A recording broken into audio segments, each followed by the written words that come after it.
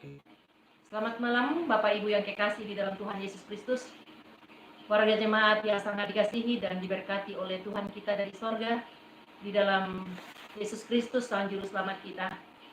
Kembali malam hari ini, kami Majelis Gereja Toraja dari Jemaat Rankelemo kembali menyapa Bapak Ibu yang ada di rumah untuk bersama-sama beribadah kepada Tuhan. Bapak Ibu yang kekasih, mari bersama-sama kita memulai ibadah kita pada malam hari ini. Kita menyanyikan Kidung Jemaat 444 ayat 1 sampai 2. Di badai topan dunia. Di badai topan dunia, Tuhanlah perlindunganmu. Kendati goncang semesta, Tuhanlah perlindunganmu. Ya Yesus, gunung batu di dunia, di dunia, di dunia. Ya Yesus, gunung batu di dunia. Baik siang maupun malam, Tuhanlah perlindunganmu. Niscaya takutmu lenyap, Tuhanlah perlindunganmu. Ya Yesus, gunung batu di dunia, di dunia, di dunia. Ya Yesus, gunung batu di dunia, tempat berlindung yang teguh. Ibadah kita malam hari ini berlangsung di dalam nama Bapa, Anak, dan Roh Kudus, serta salam sejahtera dari Allah Bapa kita, dari Tuhan Yesus Kristus, di dalam Roh yang Kudus beserta kamu semua. Amin.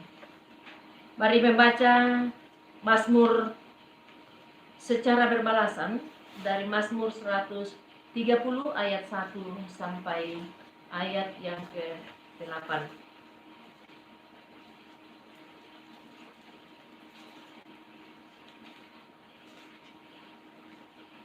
Mazmur 130 ayat 1 sampai ayat yang ke-8. Seruan dari dalam kesusahan, nyanyian siara. Dari jurang yang dalam aku berseru kepadamu ya Tuhan. Tuhan, dengarkanlah suaraku. Biarlah telingamu menaruh perhatian Apakah yang dapat tahan? tetapi padamu Supaya engkau dikatakan orang. aku menanti-nantikan Tuhan, jiwaku menanti-nanti. Dan mengharapkan pagi lebih daripada pengawal mengharapkan pagi. Haraplah kepada Tuhan dari hempasan badai deras. Dari hempasan badai deras, ya Tuhanku, ku masuk ke dalam anugerah-Mu. Dalam susahku aku datang, ya Yesus Tuhanku. Kita persiapkan pembacaan firman Tuhan pada malam hari ini sesuai dengan bahan membangun jemaat ke-44. Yohanes pasal 11 ayat 33 sampai ayat yang ke-44. Sebelum kita membaca dan merenungkan firman Tuhan, mari kita. Kami datang bersyukur dan kami datang menyembah Allah pada malam hari ini. Di dalam persekutuan iman kami, persekutuan semangat kami memuliakan Tuhan dan menyembah Tuhan dalam segala keberadaan hidup kami. Suka duka yang kami jalani Tuhan ada di dalam pimpinan-Mu. Kendati pun banyak kali kami melanggar kehendak Allah di dalam pikiran, hati, tutur, dan kelakuan kami, dalam hidup karunia Allah bagi kami. Tapi Tuhan yang penuh kasih, kami memohon pengampunan-Mu bagi kami, agar kami menjadi anak-anak yang layak untuk menerima berkat dari Allah sendiri. Teristimewa ketika kami hendak mendekati dan menyatu dengan Tuhan di dalam ibadah kami malam ini. Kami bersedia mendengar firman-Mu Tuhan malam ini. Bukalah hati dan pikiran kami yang tertutup oleh keegoisan, kekerasan.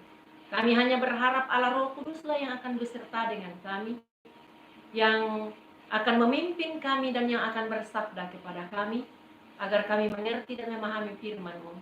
Terlebih kami menjadi pelaku firman-Mu. Kami bersedia Tuhan, katakanlah firman-Mu untuk kepada kami, dan ubahkanlah hidup kami menurut firman-Mu. Di dalam nama Tuhan Yesus kami berdoa. Amin. Yohanes pasal 11 ayat yang ke-33 sampai 44. Firman Tuhan, ketika Yesus melihat Maria menangis dan juga orang-orang Yahudi yang datang bersama-sama dia, maka masjullah hatinya. Ia sangat terharu dan berkata, "Di manakah dia kamu baringkan?" Jawab mereka, "Tuhan, marilah dan lihatlah." Maka menangislah Yesus. Kata orang-orang Yahudi, "Lihatlah betapa kasihnya kepadanya." Tetapi beberapa orang di antaranya berkata, "Ia memelekkan mata orang buta. Tidak sanggupkah ia bertindak sehingga orang ini tidak mati?" Maka masbullah pula hati Yesus. Lalu ia pergi keluar ke kubur itu. Kubur itu adalah sebuah goa yang ditutup dengan batu. Kata Yesus, "Angkat batu itu." Marta, saudara orang yang meninggal itu, berkata kepadanya, "Tuhan, ia sudah berbau, sebab sudah 4 hari ia mati." Jawab Yesus, "Bukankah sudah kukatakan kepadamu, jikalau engkau percaya, engkau akan melihat kemuliaan Allah?" Maka mereka mengangkat batu itu, lalu Yesus menengadah ke atas dan berkata, "Bapa, aku mengucap syukur kepadamu karena engkau telah mendengarkan aku. Aku tahu bahwa engkau selalu mendengarkan aku. Tetapi oleh karena orang banyak yang berdiri di sini mengelilingi aku mengatakannya, supaya mereka percaya bahwa engkaulah yang telah mengutus aku." Dan sesudah berkata demikian, berserulah ia dengan suara keras, "Lazarus, marilah keluar." Orang yang telah mati itu datang keluar. Kaki dan tangannya masih terikat dengan kain kapan, dan mukanya tertutup dengan kain peluh. Kata Yesus kepadanya, "Bukalah kain-kain itu dan biarkan ia pergi."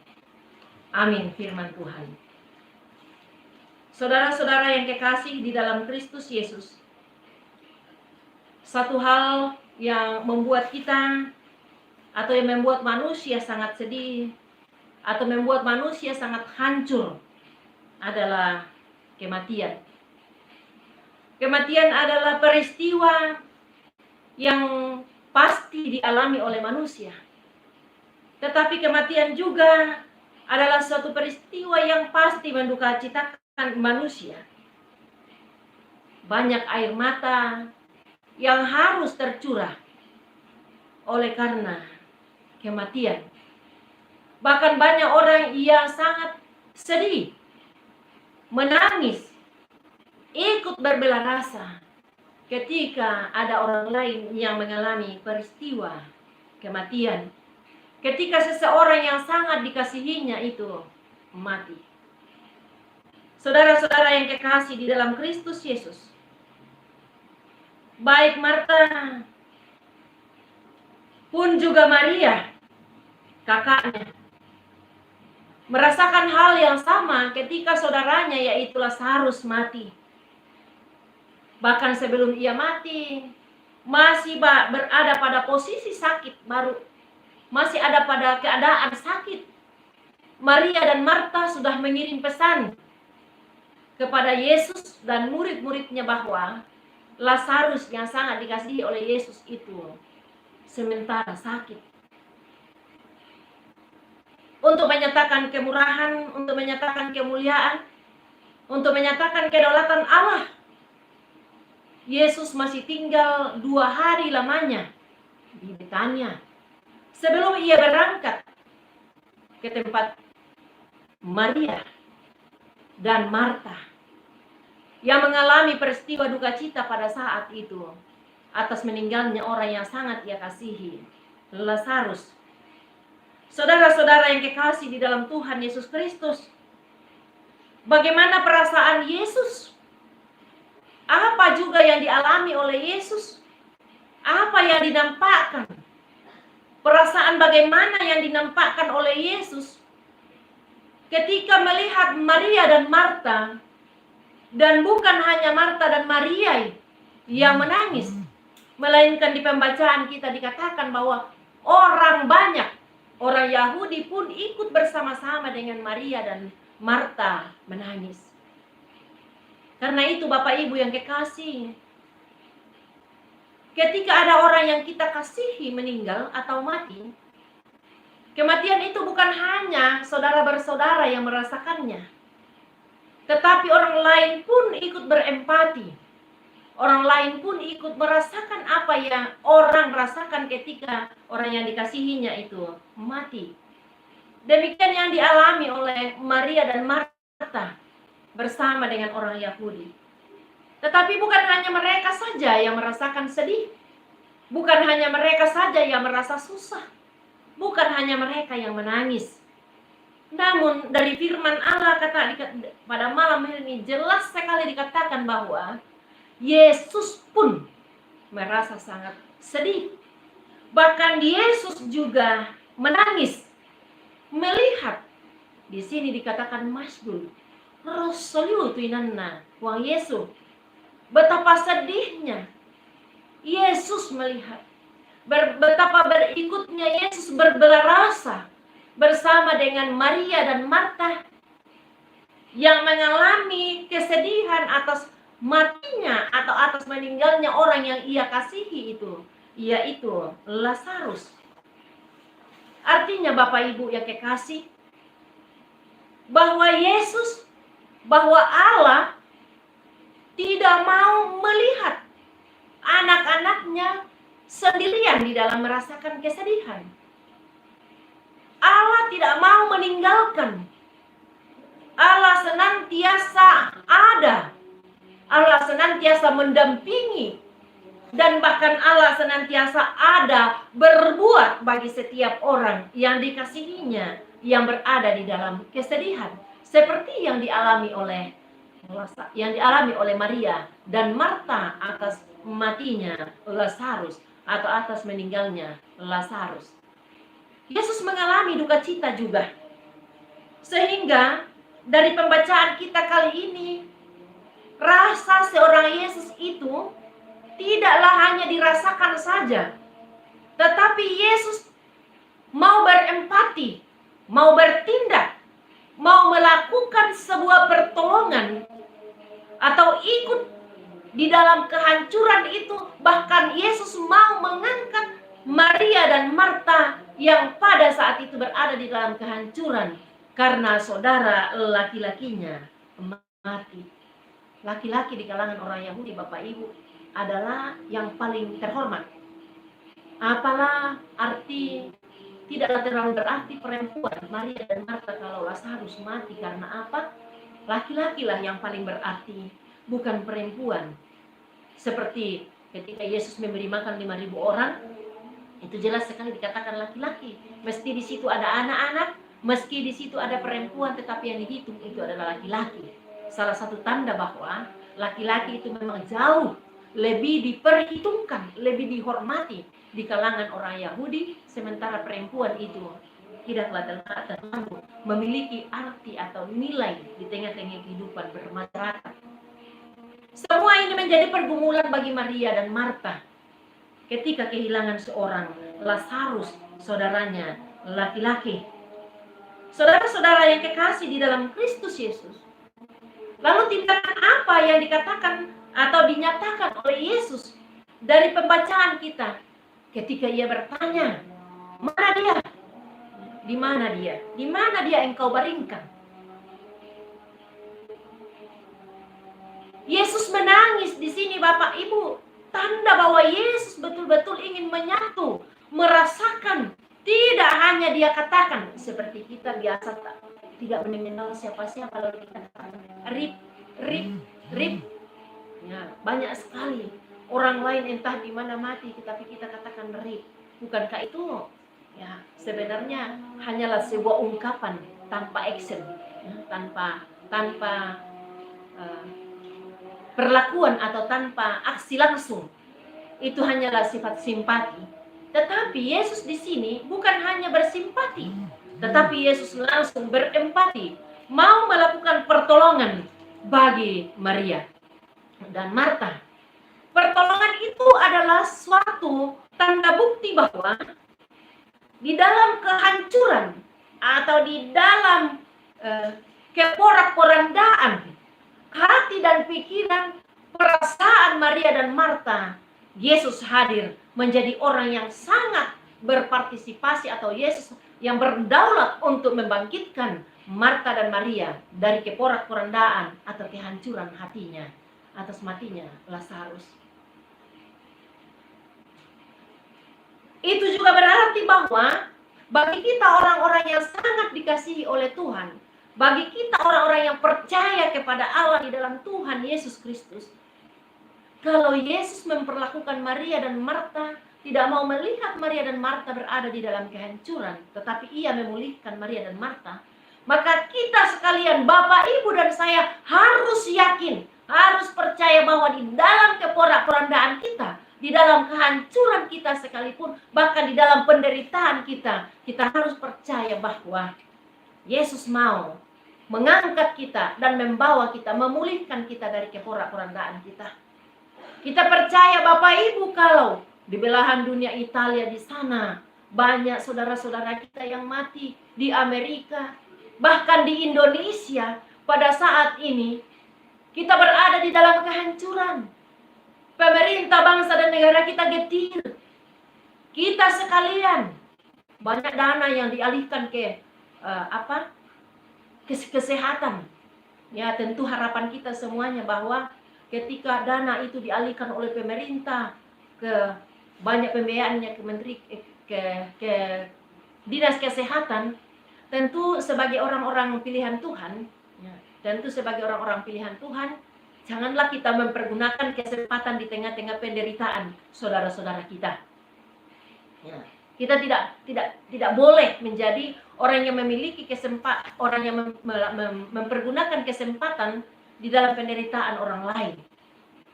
Seperti ketika terjadi gempa bumi di Palu dulu, justru banyak orang yang menjarah toko-toko. Ini artinya bahwa banyak orang yang mempergunakan kesempatan orang dalam penderitaan, banyak orang yang menjadi penjara atau pencuri. Dan pencuri itu Bapak Ibu bukan hanya seperti yang jarah toko-toko dan lain-lain. Banyak juga yang sangat halus, bantuan-bantuan yang dialirkan oleh orang-orang lain yang mestinya ditujukan kepada orang-orang atau diberikan kepada orang-orang yang patut atau lebih layak untuk menerima itu. Namun kita banyak kali ya sedikit yang mengambil sesuatu yang sesungguhnya bukan hak kita, bukan milik kita dan lain-lain. Ini namanya bukan lagi bersimpati, tidak bersimpati, lebih tidak bersimpati, apalagi mau berempati, Bapak Ibu. Kita harusnya berdoa bagi bangsa dan negara kita, bagi dunia. Kita harusnya ikut berkontribusi di dalam kegetiran dan kehancuran, bahkan kekhawatiran dunia, kelelahan dunia, tenaga para medis, kesehatan, pemerintah, bangsa, dan negara kita sampai ke pelosok tanah air. Mari kita topang mereka, kita bersimpati sekaligus kita berempati agar dunia yang dalam tanda kutip mulai dihancurkan oleh corona ataupun hal-hal lain, kita mulai bangkit kembali, memulihkan kembali di dalam Tuhan kita, terlebih di dalam Yesus Kristus. Saudara-saudara yang kekasih di dalam Kristus Yesus, ketika Yesus meninggal, ketika Yesus menangis, ketika Yesus menangis melihat kesedihan Maria dan Marta dan Lazarus yang mati, ia bertanya, di mana ia engkau kuburkan? Orang membawanya dan memperlihatkannya di situ atau di kuburan. Apakah kita mau katakan, oh ternyata Yesus tidak tahu apa-apa ya? Dia harus bertanya. Berarti sama di paling. Kita sama saja dengan Yesus, tidak tahu kalau tidak diberitakan. Bapak Ibu, pertanyaan Yesus seperti itu bukan tanpa arti. Yesus tentu memiliki tujuan sehingga ia harus bertanya di mana. Artinya paling tidak bahwa orang yang hadir pada saat itu mau tidaknya. Mau tidak mengatakan, betul-betul berempati atau bersimpati terhadap Maria dan Marta. Tak sirakah? Apakah tidak ada orang yang justru mengatakan fisiki atau biar saja atau rasain kamu sudah kehilangan seorang laki-laki atau seorang saudara laki-laki. Keiri hatian muncul. Sehingga Yesus harus bertanya, mau lihat bagaimana itu? Mau memperlihatkan siapa yang selalu iri hati di tengah-tengah kehidupan bangsa Israel, di tengah-tengah kehidupan Lazarus, Maria, dan orang Yahudi yang ada pada saat itu, Bapak Ibu yang kekasih. Tetapi kalau orang yang ada di situ sudah bilang tidak dikatakan, tidak dijelaskan, tetapi ada pertanyaan di sini. Lah, ini pertanyaan orang saling berbisik. Bukankah ia bisa memelekkan mata orang buta? Tidak sanggupkah ia juga menghidupkan orang mati ini? Kalimat sekalipun bisikan-bisikan seperti ini tidak didengar telinga Yesus, tetapi didengar oleh ketuhanan Yesus. Ya, didengar oleh ketuhanan Yesus. Karena Yesus itu adalah Tuhan, jadi dia tahu sedalam-dalamnya isi hati kita. Jangankan bibir kita, umat kami. Hati kita saja yang terdalam sekalipun Yesus tahu masuk. Yesus lihat masuk.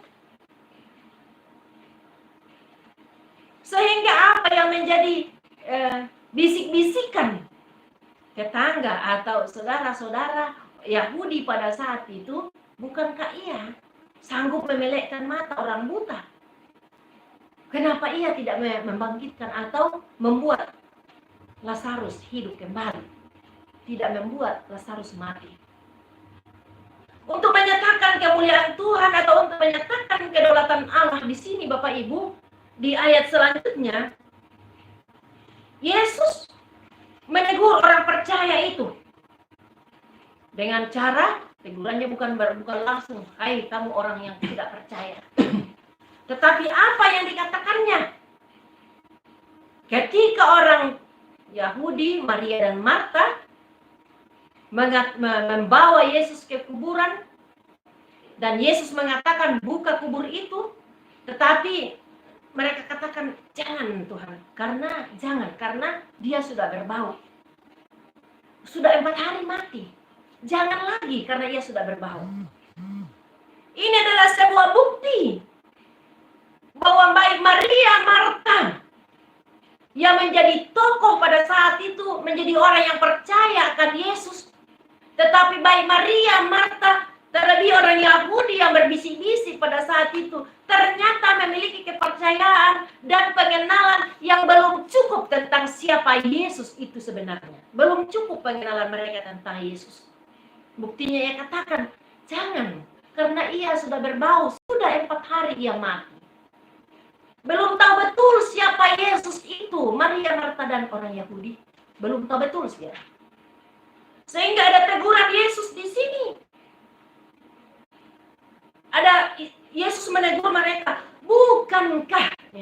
bukankah kalau kamu memiliki sebuah kepercayaan yang sungguh kepada Tuhan, maka kamu akan selalu melihat kemuliaan Allah, kamu akan selalu melihat otoritas Tuhan. Kamu akan selalu melihat kedaulatan Tuhan dalam kehidupan kamu, kalau kamu percaya kepada Tuhan. Saudara-saudara, karena itu Yesus mau memperlihatkannya dengan mengatakan, angkat batu itu, perintah, angkat batu itu. Orang tidak mau. Angkat batu itu Bapak Ibu, supaya mau melihat siapa? Supaya Lazarus yang sudah mati itu keluar dan bangkit. Tetapi mengapa batu harus dikeluarkan dulu, harus diangkat dulu? Apakah Yesus tidak mampu mengangkat sendiri atau menggulingkannya sendiri? Atau apakah Yesus tidak mampu, tidak berkuasa untuk membuat hal lain tidak melewati batu itu? Padahal Bapa sendiri, Allah sendiri adalah pencipta langit dan bumi hanya dengan bersabda. Mengapa tidak Yesus bisa bersabda? Tetapi Tuhan Yesus katakan, angkat batu itu. Angkat batu itu. Marta menjawab, jangan. Karena ia sudah berbau. Angkat batu itu apa artinya Bapak Ibu? Bahwa banyak sekali entah batu yang menghalangi kepercayaan kita kepada Tuhan. Banyak sekali batu yang menutup kehidupan kita Bapak Ibu yang kekasih.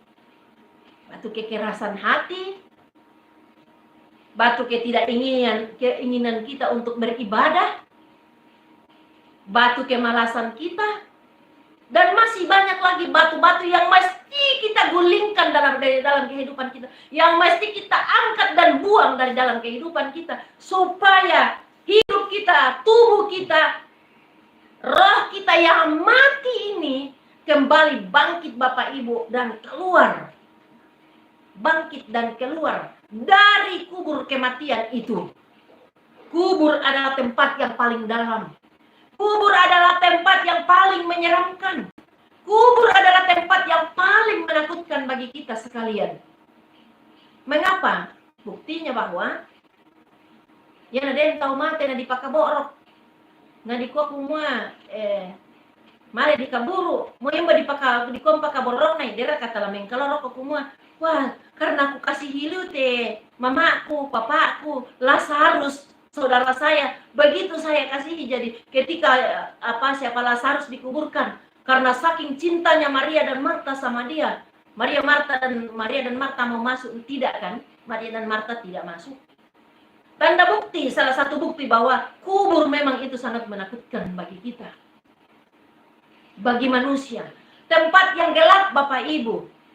Tetapi di sini Yesus berdaulat, di sini Yesus berkuasa menggulingkan batu itu, batu dosa, batu kekerasan hati, batu kemalasan, kejahan dari iblis dan lain-lain sebagainya itu mesti digulingkan oleh kekuatan Allah.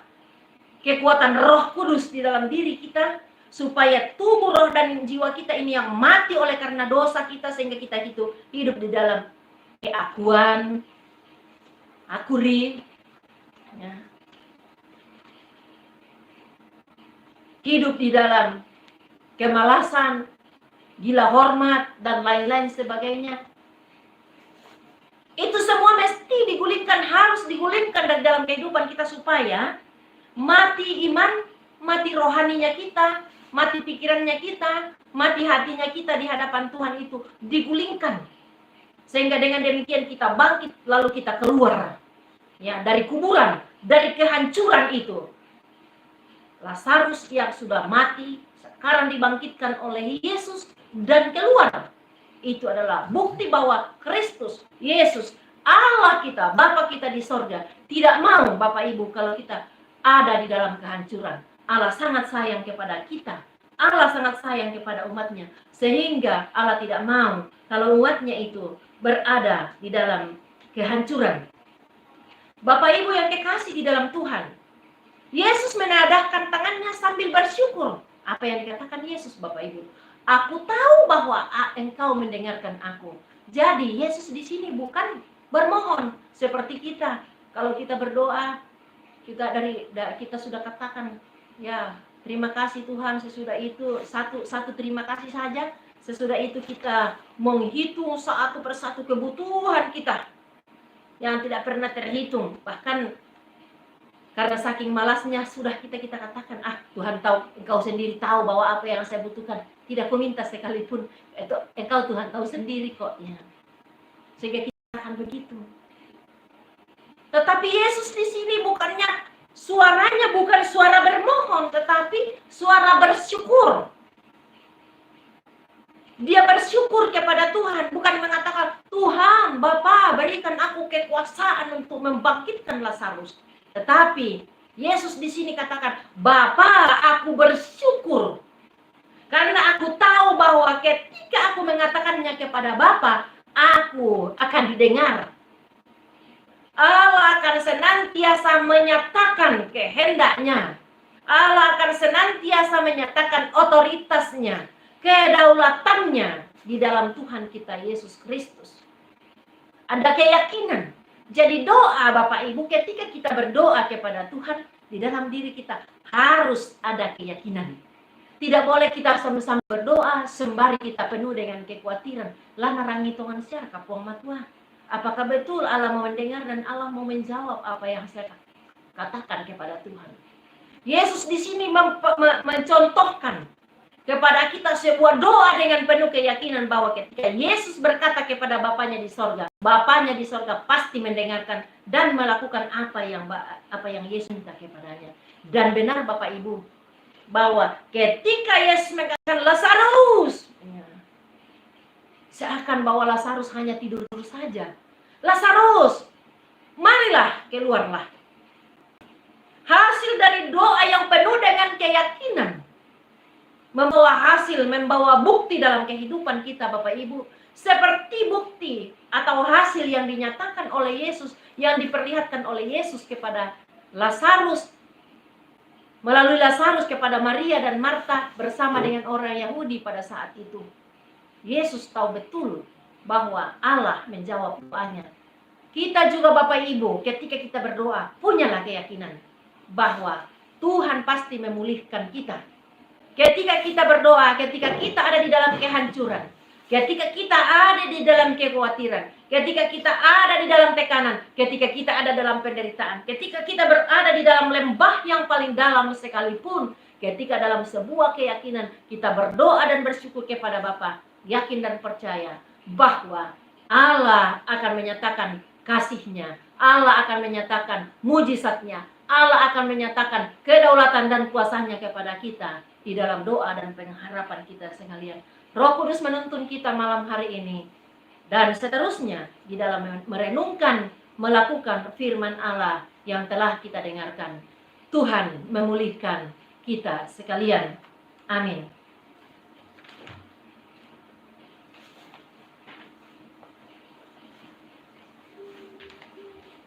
Kita akan menyanyikan pelengkap Kidung Jemaat 179 ayat 1 sampai ayat yang kedua. Sementara itu Bapak Ibu yang kekasih, di rumah kita masing-masing kita akan mengumpulkan persembahan untuk menopang penata layanan jemaat Tuhan di Rantelemo, di dalam lingkup gereja Toraja, dan bahkan untuk menopang akan pelayanan dan persekutuan kita di hadapan Tuhan. PKJ 179 kasih paling agung. Kasih paling agung dari Tuhanku, ini ku sadari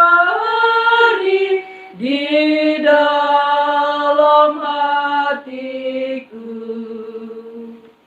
Yesus Maha Kasih dan Maha Kudus, korbankan dirinya agar ku ditebus. Dia menaklukkan maut dan dosaku. Dia memberi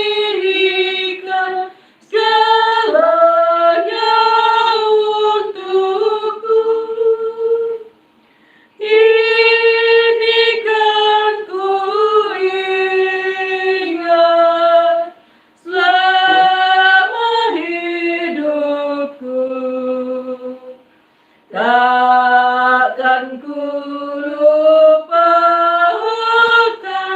sepanjang umurku. Kan ku beritakan sekelilingku dan ke ujung dunia sejauh kuatku. Apapun terjadi atas diriku, takkan ku lepaskan kasih-Mu, Tuhanku.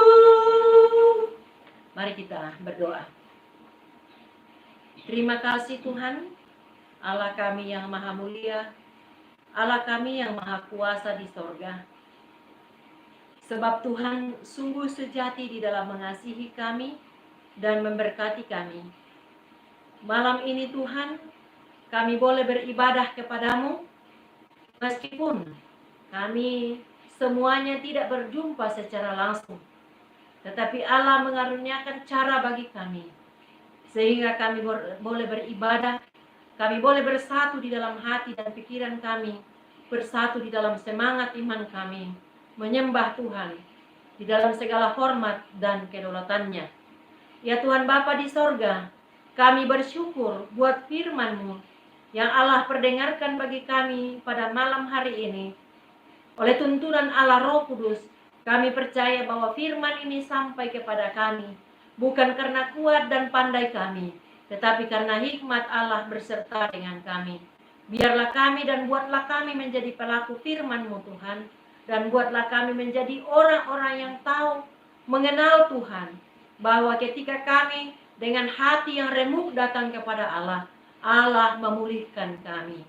Allah mengampuni kami dari dosa kami. Allah membawa kami dari dunia maut kepada dunia kekal, yaitu sorga.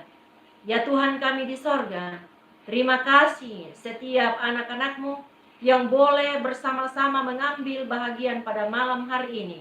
Baik beberapa saudara kami yang ada di tempat ini, di Pastori Jemaat Rantelemo, maupun anak-anak-Mu di rumah mereka masing-masing. Lewat beribadah bersama-sama, bernyanyi, berdoa, bahkan mendengarkan firman Allah bersama-sama. Bahkan malam hari ini Tuhan, di rumah jemaat-Mu, anak-anak-Mu boleh menyatakan ungkapan syukur.